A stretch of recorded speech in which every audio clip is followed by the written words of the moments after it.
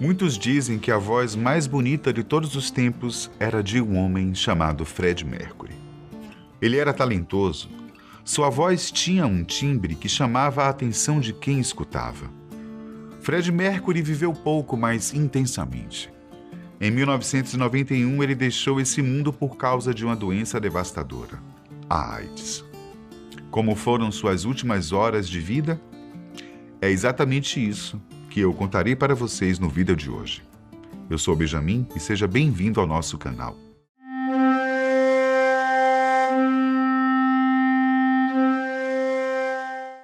Vocês estão preparados para se emocionarem com a história de Freddie Mercury?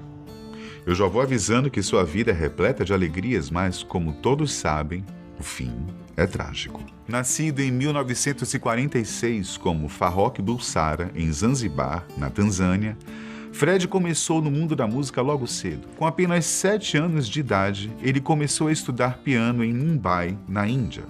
Anos depois, exatamente em 1964, Freddie e sua família foram morar em Londres. Lá, Freddie iniciou os estudos em design gráfico na Ealing Technical College and School of Art, se formando no ano de 1969. Muitos acham que essa graduação de Freddie foi perda de tempo, mas a verdade é que o curso de design gráfico foi crucial para que, anos depois, Freddie pudesse criar artes incríveis para sua banda. Mas o então designer gráfico tinha muito mais jeito para a música. Além da linda voz e do conhecimento em piano, Freddie apresentava uma aparência um tanto peculiar. Ele tinha 4 dentes a mais. Em vez de 32, como é mais comum, Freddie tinha 36 dentes. Seu visual chamava a atenção, assim como seu talento. Alguns dizem que, por ele ter mais dentes, sua boca era mais larga, o que potencializava a voz do cantor. Mas isso é apenas uma lenda que nunca foi comprovada. Foi durante uma graduação que Freddie conheceu 2 rapazes que entrariam para sempre na sua vida: Roger Taylor e Brian May. Eles formavam uma banda chamada Smile, e não demorou muito para Freddie entrar no grupo musical como vocalista. Ao se tornar o frontman da banda, Freddie e seus amigos mudam o nome do grupo para Queen. Anos depois, exatamente em 1971, John Deacon passou a integrar a banda. Os 4 jovens talentosos então começaram uma carreira musical sem ter ideia que conquistariam o mundo inteiro. O primeiro álbum da banda foi lançado em 1973 e intitulado simplesmente como Queen. Em 1974, o segundo álbum foi lançado e se chamava Queen 2. Mas foi o álbum Sheer Heart Attack que alavancou a carreira dos caras. A partir daí, a banda começou a deslanchar. Pouco tempo depois, a banda foi para uma casa alugada na cidade de Herefordshire e compôs o álbum A Night at the Opera e a lendária canção Bohemian Rhapsody. A música era feita no estilo rock, mas tinha alguns toques de música clássica. O resultado? Sucesso e muito dinheiro no bolso dos integrantes da banda. O Queen estava indo longe, tinha feito shows na Europa e até no Japão.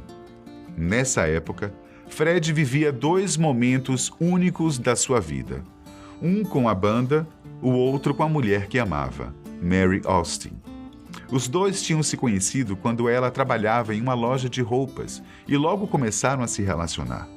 Quando eles se conheceram, ela tinha 19 anos e Freddie 24. Logo depois de se conhecerem, o casal começou a morar junto na cidade de Kensington. Bom, Freddie até chegou a pedir Mary em casamento, mas essa união nunca aconteceu. Em um certo momento da relação, Freddie disse que tinha certeza que amava Mary, mas também revelou seu interesse por homens. Mas não se engane achando que fez com que os 2 se afastassem. Eles terminaram o namoro, mas um amava o outro. Freddie e Mary foram bons amigos até o dia da morte do cantor. Freddie já tinha se consagrado como um grande músico. Sua banda já tinha conquistado um enorme público e a situação financeira dos integrantes da banda não podia ser melhor. Porém, Um acontecimento na vida de Fred comprometeria sua carreira. No início dos anos 1980, uma epidemia de HIV atingiu alguns centros nos Estados Unidos, Reino Unido e em outros lugares do mundo. Nessa época, os médicos começaram a perceber que o vírus afetava principalmente alguns grupos, os homossexuais e os usuários de drogas. Naquele tempo, não havia muitas informações sobre como fazer sexo seguro e nem se falava sobre os riscos de contrair as DSTs. Na verdade, o vírus tinha sido contraído por muitas pessoas, fossem elas heterossexuais ou não. Mas as comunidades de gays recebiam destaque por parte do governo. Pois bem, meus caros amigos, infelizmente Fred Mercury foi uma das pessoas que contraiu HIV e, a partir disso, seu fim teve início. O preconceito das pessoas e o descaso dos governos fizeram com que Fred Mercury e outras pessoas com HIV sofressem as consequências. Fred foi diagnosticado no ano de 1987 e, pelo fato das pessoas terem um sério preconceito contra as pessoas com HIV e AIDS, ele preferiu esconder sua condição por um bom tempo. E adivinha quem foi a primeira pessoa a saber que Fred tinha sido diagnosticado com HIV? Isso mesmo, a melhor amiga do cantor, Mary. Apesar do amor assumido entre os dois, durante muito tempo, Mercury se relacionou com o outro amor de sua vida, um homem chamado Jim Hutton. Mas vamos ao que interessa. Ao receber o diagnóstico de HIV positivo, Fred não apresentava nenhum sinal de que estava doente. Muito pelo contrário, o cantor estava vivíssimo. Mas com o tempo, o vírus começou a fazer efeito. Fred tentava esconder a todo custo que estava doente, mas os tabloides conseguiam raras fotos do cantor, e as imagens mostravam que ele não estava bem de saúde. No dia 18 de fevereiro de 1990, Fred Mercury fez sua última aparição pública. O Queen recebeu uma homenagem no Brit Awards, em Londres, sendo condecorado por sua contribuição à música britânica. Durante a apresentação, ele nem chegou a abrir a boca, mostrando que realmente não estava bem de saúde. Seu último show com a banda aconteceu no dia 9 de agosto de 1986, no Knebworth Fest. Apesar de não fazer mais shows, em 91, o cantor fez seu último trabalho na frente das câmeras, gravando o clipe do These Are the Days of Our Lives. Nesse clipe, ele já se apresentava muito magro e fraco. Meses depois, exatamente em novembro de 1991, a saúde de Fred Mercury começava a ficar extremamente debilitada. Peter Freestone, que era assistente de Mercury há 12 anos, estava vendo o brilho de uma estrela se apagar. Nos últimos meses de vida do cantor, ele teve de colocar um catéter venoso central por onde o homem recebia os medicamentos. Em vez de ir ao hospital tomar os medicamentos, Peter Freestone e Joey Fanelli, o cozinheiro da casa de Fred, aprenderam a dar os medicamentos e cuidavam do cantor. Durante o último ano de vida, Mercury não tinha mais tanta energia e já não conseguia fingir que estava tudo bem.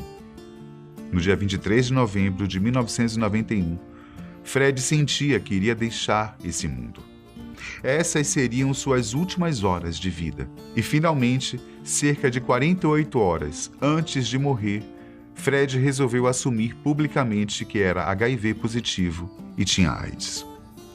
O cantor disse o seguinte na sua publicação: "A partir das enormes conjecturas que têm aparecido na imprensa ao longo das últimas 2 semanas, gostaria de confirmar que eu sou HIV positivo e tenho AIDS.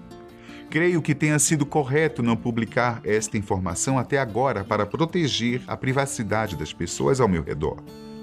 No entanto, chegou a hora de meus amigos e fãs de todo o mundo saberem a verdade.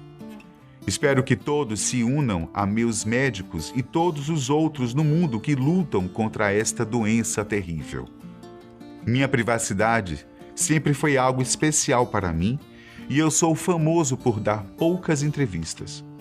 Por favor, entendam que continuará sendo assim." Mesmo que Fred não tivesse feito essa publicação, sem sombra de dúvidas, todos saberiam que ele estava doente. Mas o cantor não queria morrer e guardar um segredo tão obscuro como esse. Para ele, fazer essa publicação poderia ser uma forma de ajudar outras pessoas que estivessem doentes. Durante a última semana de vida de Mercury, sempre houve alguém do seu lado. Fred apenas dormia e acordava, e isso se repetiu várias e várias vezes. Mary, que na época estava grávida de 7 meses do segundo filho, ia visitar o amigo todos os dias. No dia 24 de novembro de 1991, o mundo perdia um dos maiores cantores de todos os tempos, considerado por muitos o maior. Quando Mercury morreu, o amigo Dave Clark, o assistente Peter Freestone e Jim Hutton estavam cuidando dele. O médico que cuidava do cantor tinha acabado de deixar o hospital e foi chamado às pressas. Em entrevista, Freestone relatou o seguinte sobre o dia da morte de Fred. Uma das últimas coisas que ele me disse, e é uma daquelas coisas que eu lembrarei para o resto da minha vida, foi obrigado. Eu não sei se ele disse obrigado por estar com ele naquela noite ou pelos 12 anos anteriores. Eu não sei e nunca vou saber. O cantor foi cremado e suas cinzas foram enterradas. Ninguém sabe exatamente o local onde ele foi enterrado, nem mesmo os pais de Fred, a não ser Mary, a mulher que Fred amava. Nesse dia, a voz do rock mundial deixou este plano. A doença fez com que Fred sofresse coisas horríveis e, mesmo assim, ele demonstrava compaixão pelas pessoas. Fred Mercury dizia que a doença era um problema dele e que, por isso, não deveria expor seu sofrimento, principalmente para os fãs. E esse, caros amigos, foi o último dia do saudoso Fred Mercury. Por hoje, eu fico por aqui. Até mais.